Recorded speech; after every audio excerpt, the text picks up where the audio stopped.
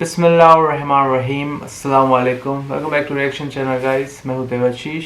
तो कैसे हो आप लोग, ज़रूर आप कमेंट्स में ज़रूर बता देना। तो ठीक है, आज हम वीडियो लाए हैं when no one has seen Bhagwan how was the idol made. तो ये है डॉक्टर जाकिर नायक की वीडियो। ठीक है, चलते हैं वीडियो की तरफ और देखते हैं वीडियो में क्या है। मेरा आपसे एक प्रश्न है कि अपन तो भगवान को देखे ही नहीं, तो उनकी मूर्तियाँ कैसे बन जाती है?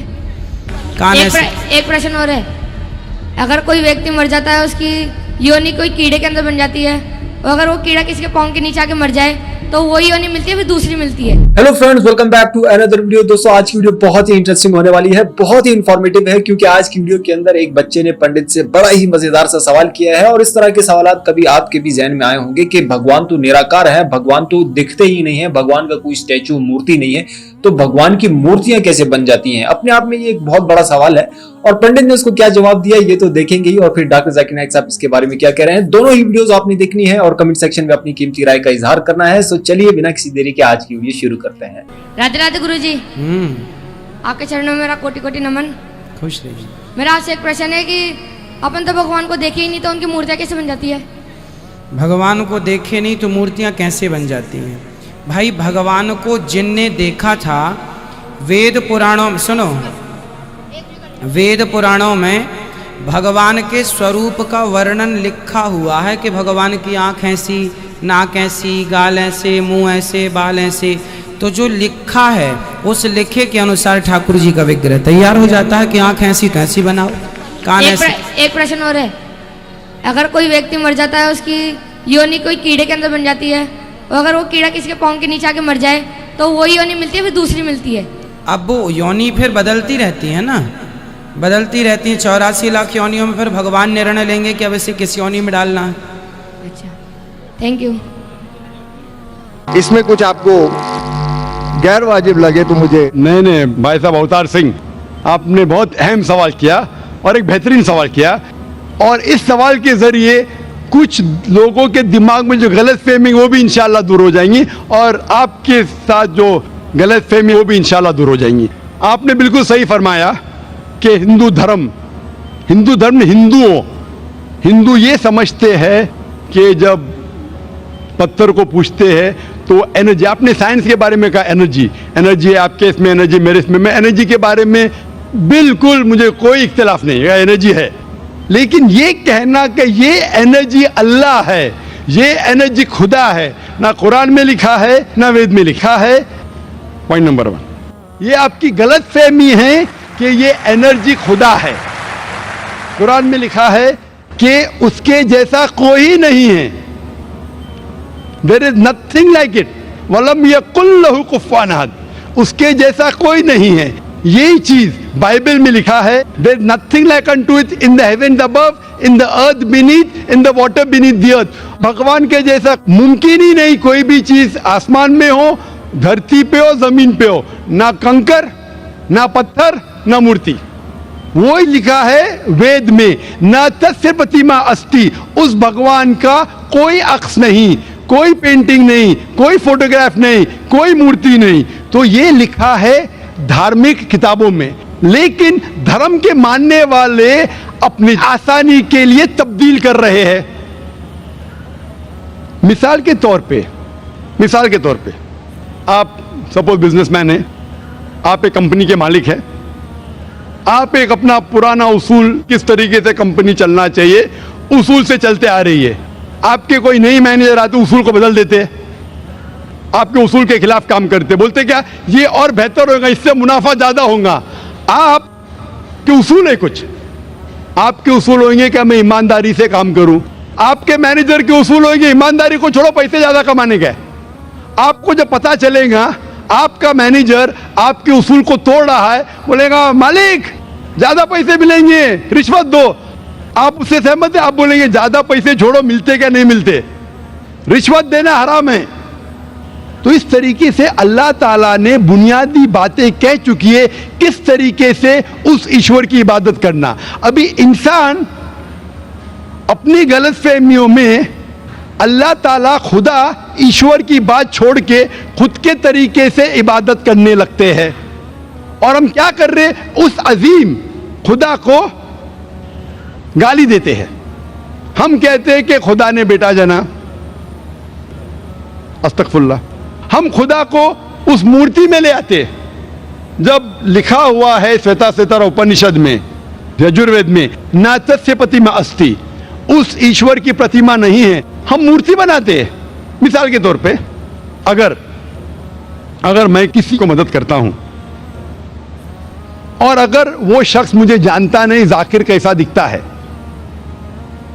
मिसाल के तौर पे श्रीलंका में मैं एक स्टूडेंट को मदद करता हूं, रोज 10,000 रुपये भेजता हूं, उसको पता नहीं जाकिर के साथ क्या करता है, वो कॉकरोच बनाता है, कॉकरोच, और रोज सुबह को बोलता है जाकिर शुक्रिया।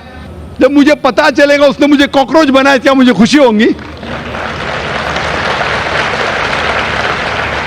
भले वो मुझे कुछ खाली दिल में कहता जाकिर शुक्रिया, काफी है, शुक्रिया नहीं भी कहता था चल जाता था, लेकिन मुझे कॉकरोच बनाया, इंसान से कॉकरोच बनाया। मुझे फर्क पड़े ना पड़े, वो तो बेवकूफ बन रहा है ना, कैसा बेवकूफ इंसान है। मुझे भले फर्क ना पड़ा, मैं दयालु, जान देना मुझे कॉकरोच में क्या फर्क पड़ा, मैं बोलूंगा क्या बेवकूफ इंसान है, क्या बेवकूफ इंसान है कि कॉकरोच के सामने झुक रहा है।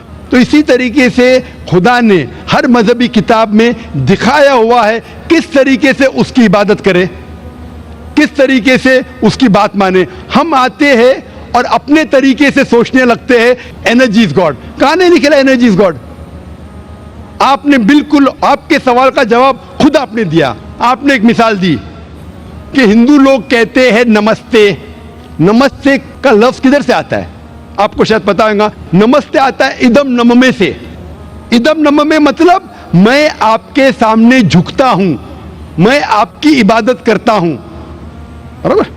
इदम नममे, आप कहना चाहते मैं आपके अंदर ईश्वर की इबादत करता हूं। मिसाल के तौर पे वो आदमी चोर है, वो गलत काम कर रहा है, बलात्कार कर रहा है, आप उसको ईश्वर बोलेंगे? आप ईश्वर को इतना घटिया समझ गए? वो बलात्कार करने वाले इंसान को बोलते आप ईश्वर है। इससे भाईचारगी बढ़ेगी नहीं घटेगी। वो बलात्कार करने वाले को, वो चोर को, वो डाकू को मैं ईश्वर मान रहा हूं, उसके सामने झुक रहा हूं। अल्लाह को क्यों गाली दे रहे, ईश्वर को क्यों गाली दे रहे, खुदा को क्यों गाली दे रहे? इस्लाम में, इस्लाम की भी आपने मिसाल दी, इस्लाम में हम कहते अस्सलामु अलैकुम, अल्लाह ताला से फरमाते इस इंसान पे सलामती दे।